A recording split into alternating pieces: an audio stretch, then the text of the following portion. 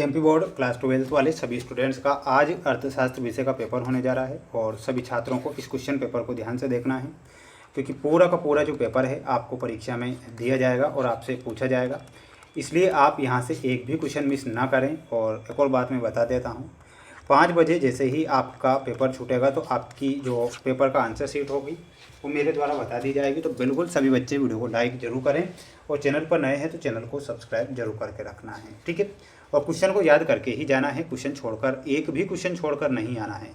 यानी कि 80 नंबर का पेपर है तो पूरा का पूरा सॉल्व होना चाहिए, ठीक है। बढ़ेगी क्वेश्चन की ओर जो कि परीक्षा में दिए जाएंगे और आपसे प्रश्न पूछे जाएंगे। क्वेश्चन आप देखिएगा आपकी स्क्रीन के सामने, जैसा कि आप यहाँ पर सही विकल्प वाले क्वेश्चन सबसे पहले देख पा रहे हैं, जिसमें पहला प्रश्न है कि निम्न में से कौन चालू खाते में घाटा है। प्यारे विद्यार्थियों, चालू खाते में घाटा क्या हो जाएगा, तो यहाँ पर आंसर क्या हो जाएगा, प्राप्तियाँ लेस देन भुगतान जो होता है वो चालू खाते में घाटा होता है। तो इसमें आपको लिखना है प्राप्तियाँ लेस देन भुगतान। आरबीआई ने अदायगी संतुलन लेखा लेन देनों कितने खातों में बांटा है, तो यहाँ पर आपको लिखना रहेगा 2 खातों में, ठीक है। तो यहाँ पर आपको 2 करेक्ट करना है। सभी बच्चे, सब मेरे प्यारे भैया बहन, चैनल को सब्सक्राइब जरूर करिएगा। आपके लिए प्रयास और मेहनत लगातार कर रहा हूँ और बिल्कुल आपकी परीक्षा में ये प्रश्न आएंगे, इसलिए याद करना है। योजनागत उपभोग का मूल्य है, तो योजनागत उपभोग का जो मूल्य होगा वो क्या हो जाएगा, प्रत्याशित उपभोग हो जाएगा।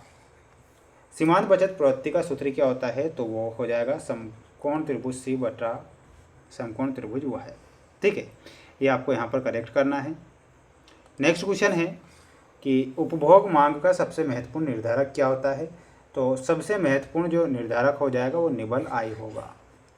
निम्न में से प्रति इकाई बचत है, तो इसमें आपको लिखना रहेगा APS, ठीक है। ये आपको यहाँ पर करेक्ट ध्यान रखना है। बढ़ेंगे हमारे अगले क्वेश्चन की ओर, और ये क्वेश्चन आप देख सकते हैं, जिसमें आपको मैं रिक्त स्थान वाले क्वेश्चन बता रहा हूँ। अनादिमान वक्र का ढाल होता है, तो अनादिमान वक्र का जो ढाल होता है वो कैसा होता है, तो यहाँ पर आंसर के रूप में आपको लिखना है ऋणात्मक, ठीक है।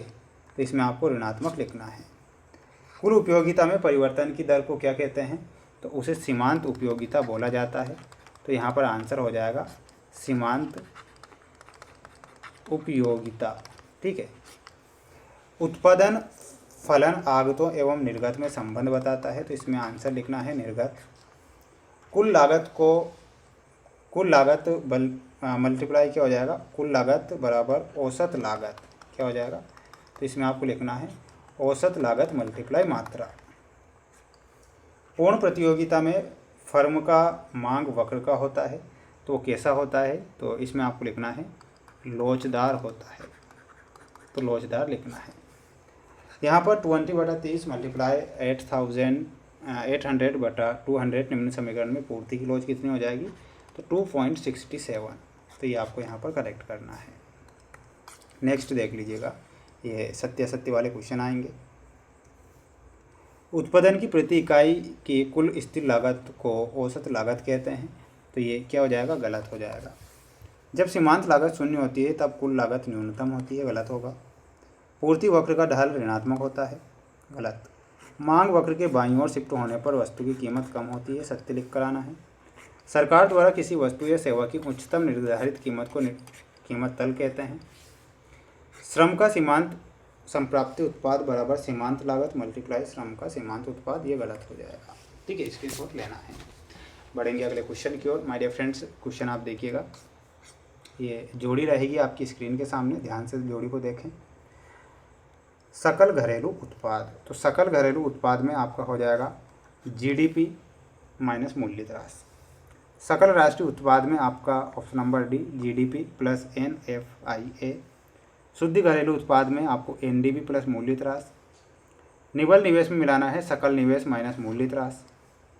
अवमूल्यन में आपको मिलाना है मुद्रा के मूल्य में कमी। राजकोषीय घाटे में आपका सही आंसर क्या हो जाएगा, कुल व्यय माइनस राजस्व प्राप्तियाँ प्लस गैर ऋण से सृजित पूंजीगत प्राप्तियाँ। प्राथमिक घाटे में मिलाना है राजकोषीय घाटा माइनस शुद्ध ब्याज अदायगियाँ, तो ये लिखना है। नेक्स्ट क्वेश्चन और बता देता हूँ आपको, ये देख लीजिएगा ध्यान से आंसर आप, कि सर्वप्रथम माइक्रो शब्द का प्रयोग करने वाले अर्थशास्त्री कौन थे, तो उनका नाम है रेगनार फ्रिश।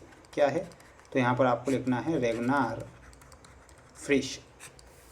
अवसर लागत का अन्य नाम क्या है? तो अवसर लागत का अन्य जो नाम है उसे स्थानांतरण आय बोला जाता है।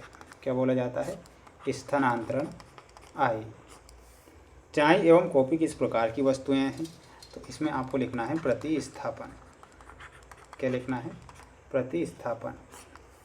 कुल उपयोगिता जब स्थिर होती है तब सीमांत उपयोगिता होगी, तो वो हो जाएगी शून्य।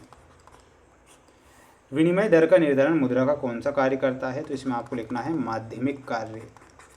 क्या लिखना है? माध्यमिक कार्य।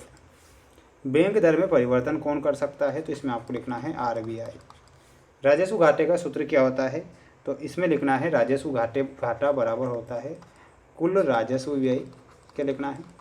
कुल राजस्व व्यय माइनस कुल राजस्व प्राप्तियाँ। क्या लिखना है? माइनस कुल राजस्व प्राप्तियाँ। ठीक है, ये लिखना है।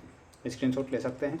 और बिल्कुल ये जो कि मोस्ट इम्पोर्टेंट क्वेश्चन मैंने बताए हैं बिल्कुल आज के लिए भी, तो बिल्कुल अच्छे से एग्ज़ाम देकर आएँ। बेस्ट ऑफ लक सभी विद्यार्थियों को। अच्छे से मेहनत प्रयास करके जाएँ। जय हिंद।